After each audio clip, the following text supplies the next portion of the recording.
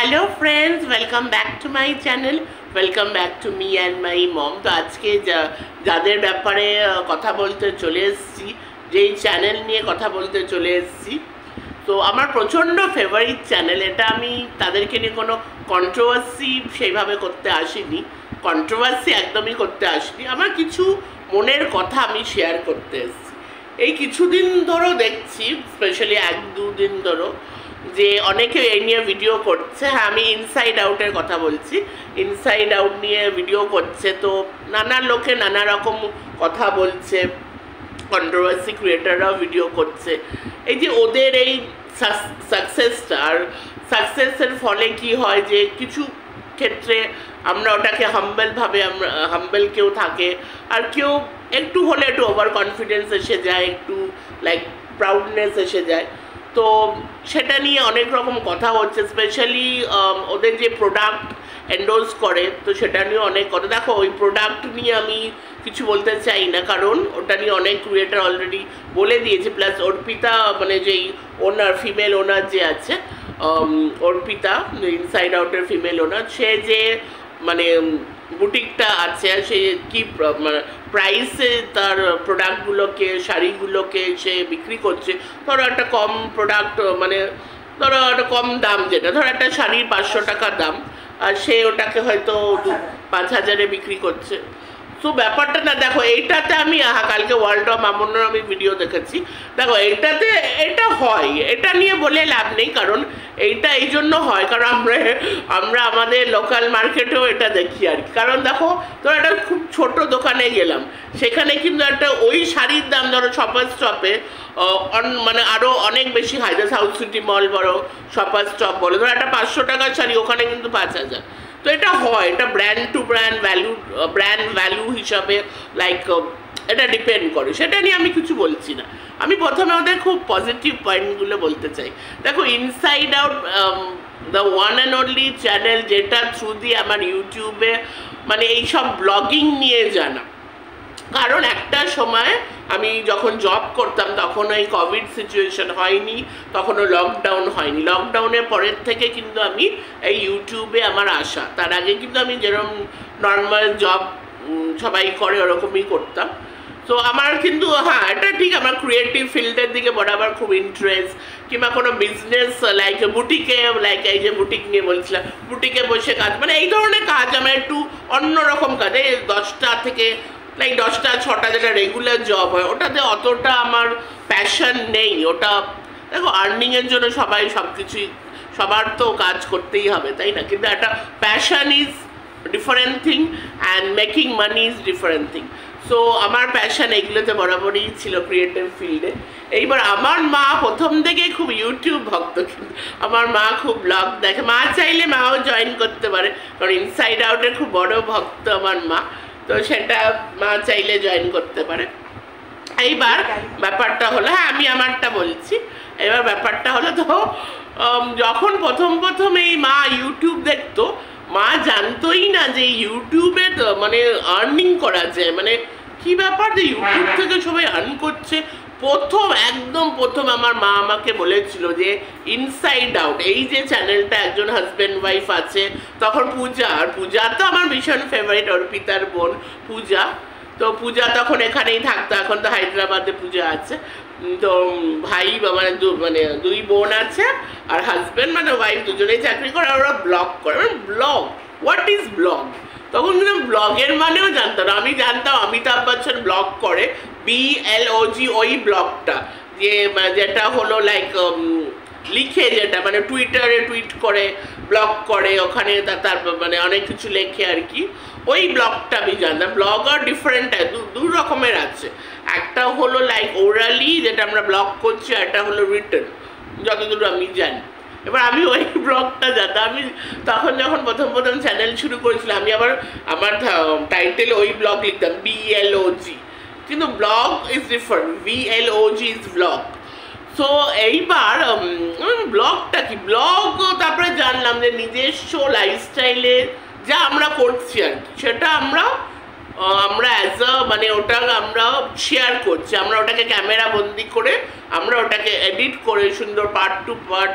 ধরো আমরা সারাদিনে ধরো সকাল থেকে নিয়ে রাত অবধি অত বড় ব্লগ তো হয় না, তো সারাদিনে লোকে কি করছে, মানে ধরো সারাদিনের আমাদের সারাদিনের যে কাজগুলো আমরা করি বাড়িতে, যেই লাইফস্টাইল আমাদের, সেটাকেই মানে ছোট ছোট করে ক্লিপিংস নিয়ে সেটাকে সুন্দর করে, তারপরে এডিটিংয়ের আলাদা, এডিটিং শেখা খুবই মানে ব্লগের ক্ষেত্রে খুব ভালো এডিটিং হতে হবে।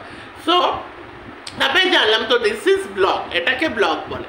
তো এখান থেকে তারপরে জানলাম যে এখান থেকে যে টাকা আর্ন করে, তখন এত জানতামই না যে মনিটাইজ হবে, হোয়াট ইজ মনিটাইজ, তারপরে 1000 সাবস্ক্রাইবার, 4000, মানে এগুলো মানে কোনো নলেজই ছিল না। ইনসাইড আউটই প্রথম সেই চ্যানেল যেটা আমাদের ইন্সপায়ার করেছে, ইউটিউবে আসাতে ইন্সপায়ার করেছে। ইনসাইড আউটে কিন্তু প্রচণ্ড মানে প্লাস পয়েন্ট আছে, এটা মানতেই হবে। মানে এখন যত ওদের নেগেটিভ কমেন্ট আসুক কিংবা যত, আমারও কিছু কিছু জিনিস মানে ভালো লাগে না, সেটা আলাদা ব্যাপার, কিন্তু overall inside out is one of the like ইউটিউবে লাইক মানে ইনসাইড আউট মানেই একটা পজিটিভিটি দেখলেই মানে মন ভালো হয়ে যায়, ওরকম একটা চ্যানেল ছিল, এখনও আছে আর কি।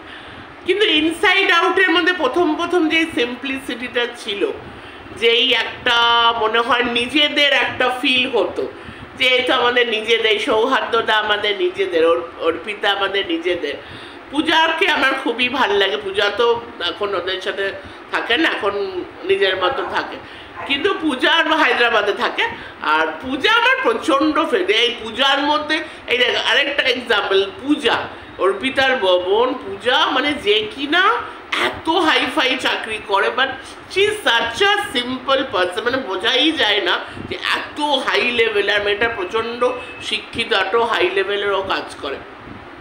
সো আর ওদের যে অ্যাচিভমেন্টটা সত্যি, ওদের মানে এডিটিং বলো, তারপরে প্রেজেন্টেশন বলো, সত্যি ওটা সত্যি কোনো তুলনা হয় না। যেইভাবে স্পেশালি সৌহার্দ্যদাই তো এইসব পুরোটাই করে আর কি, পুরো এডিটিংয়ে ইয়েটা, মানে ওদের সেই বাইরে সেই প্রথমে কোথায় গেছিলো, মালদ্বীপস বলো বা যে কোনো বিভিন্ন জায়গায় ওরা গেছে, দ্য প্রেজেন্টেশন, দ্য এডিটিং, আর কত না কত অ্যাওয়ার্ড ওরা পেয়েছে, এখনও ওরা পেয়ে যাচ্ছে। রিয়েলি ওইটাকে সবসময়, ওদের অ্যাচিভমেন্টটাকে সবসময় আমি খুব রেসপেক্ট জানাই, স্যালিউট করি। কিন্তু এখন কি হচ্ছে, এখন মানুষ হতে পারে, মানুষ হয়তো ভেতর থেকে এরকম হয়ে যাচ্ছে যে যত মানে চ্যানেল গ্রো হচ্ছে, যত এই যে বিজনেস করছে এই ব্লগাররা, প্রত্যেকটা ব্লগার এখন বিজনেস করছে, সে ইনসাইড আউট হোক, স্নেহা দেবজিৎ হোক, বস বেলাটে হোক, আর এইদিকে আমাদের ওই এখন টিনা ব্লগ, সেও বিজনেস করছে, আবার অনেকে আবারও বলছে তারাও বিজনেস করবে। মানে এইটা কি হয়, এটা মানুষকে মানে এতটা বেশি মানি মাইন্ডেড করে দেয়, তখন আস্তে আস্তে একটু হলেও একটু চেনা মানুষ অচেনা হতে থাকে। এবার অনেকেই বলছে অর্পিতার নিয়ে বেশি বলছে যে ওর খুব একটু দম্ভ হয়ে গেছে, একটু অহংকার হয়ে গেছে। দেখো, আমি দম্ভ অহংকার আমি কেউ না, ইনসাইড আউটকে জাজ করার আমি কেউ না, আমরা কেউই না। ইনসাইড আউট যেই লেভেলে আছে, ইনসাইড আউট নিয়ে কন্ট্রোভার্সি করা আমার মনে হয় না কন্ট্রোভার্সি করা উচিত ইনসাইড আউট নিয়ে, কারণ যেই লেভেলটা ওরা অ্যাচিভ করেছে সেটা কি আমি তুমি কেউ অ্যাচিভ করতে পারবো? আমরা এখানে বসে একটা চ্যানেলকে নিয়ে কন্ট্রোভার্সি করতেই পারি, কিন্তু আগে দেখতে হবে তাদের অ্যাচিভমেন্টটা কি। ব্যাপারটা সেটা না, দম্ভর ব্যাপার না, ব্যাপারটা আমার মনে হয় ওই আগের সৌহার্দ্যতা, আগের অর্পিতা কে কোথাও একটা আমরা মিস করছি, এইটুকু আমি বলতে পারি।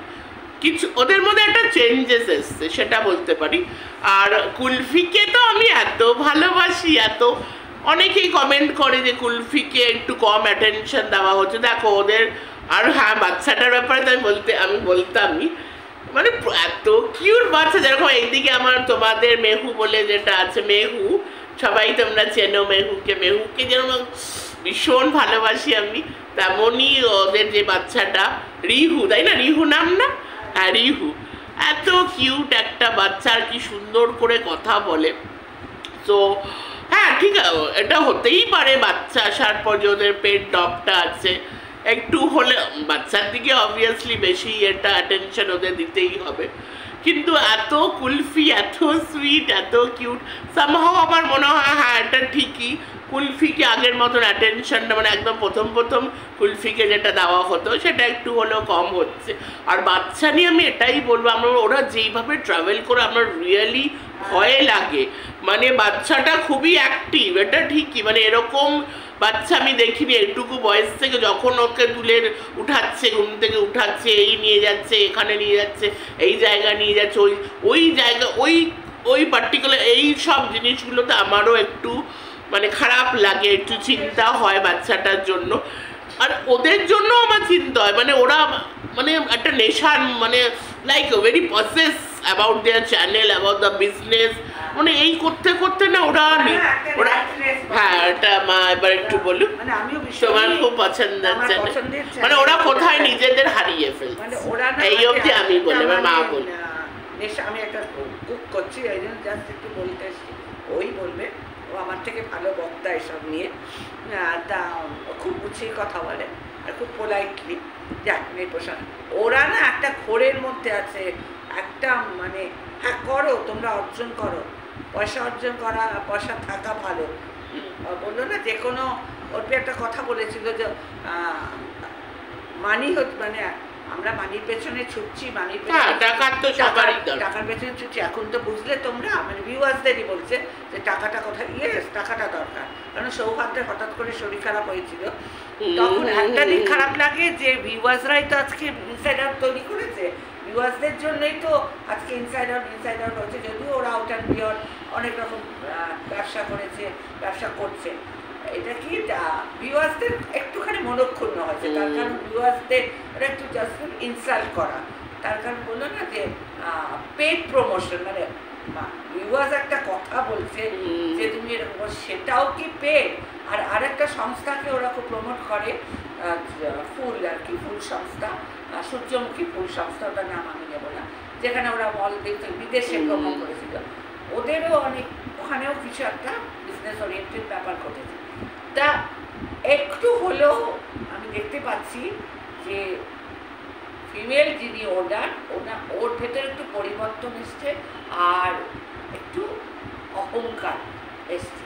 এবার হ্যাঁ টাকা সত্যি দরকার, কিন্তু টাকার পেছনে এত ছুটো না যে, আর লাইফস্টাইলটাকে না ওরা একটুখানি সেলিব্রিটি লাইফস্টাইল করছে, এতটা জিম এতটাই করে, সৌহার্দ্য তো শরীর খারাপ হয়ে গেল, আমি রান্না বসিয়েছি, একটা স্ন্যাক্স করছি, এমন ও বলবে, এইটুকু আমি বলি। হ্যাঁ তো সেটাই হলো ব্যাপার, হ্যাঁ যে শরীর খারাপটা আমরা দেখলাম, রীতিমতো খুবই সৌহার্দ্যদার শরীর খারাপ হয়েছিল।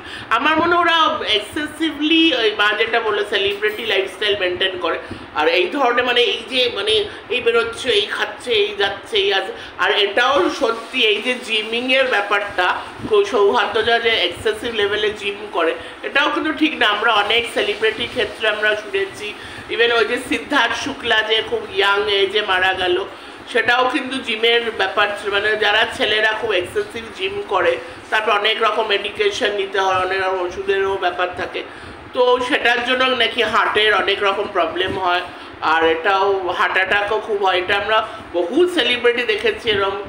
এই কিছুদিন আগে, কিছু মাস আগে আরেকটা হিন্দি সিরিয়ালের একজন মারা গেছে, সেটাও এক্সেসিভ জিমের জন্য। তো according to survey also excessive gym একদমই ভালো না, যতটুকু নেসেসারি ফর বডি ফিটনেস ওইটুকুই আমার মনে হয় একদম ঠিক। তো ওদের লাইফস্টাইল, ওদের মানে লাইফস্টাইলটাও কিন্তু প্রপারভাবে ওরা করছে না, মানে লাইফস্টাইল দেখাতে গিয়ে মানে একটা ব্লগিংটা মানে আরও লাইক আরও কী বলবো,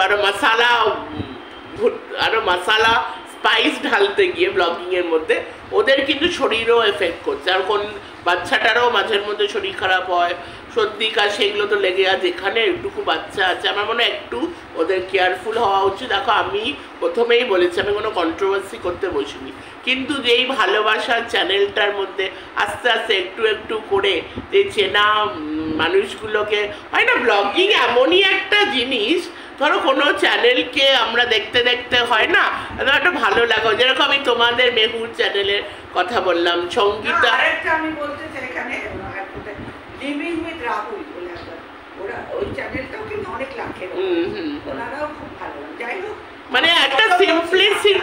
মানে থাকে আর কি, যেটা ওদের মধ্যেও ছিল, সৌহার্দ্য অর্পিতার মধ্যে প্রচণ্ডই ছিল, সেটাকে আমরা মিস করছি।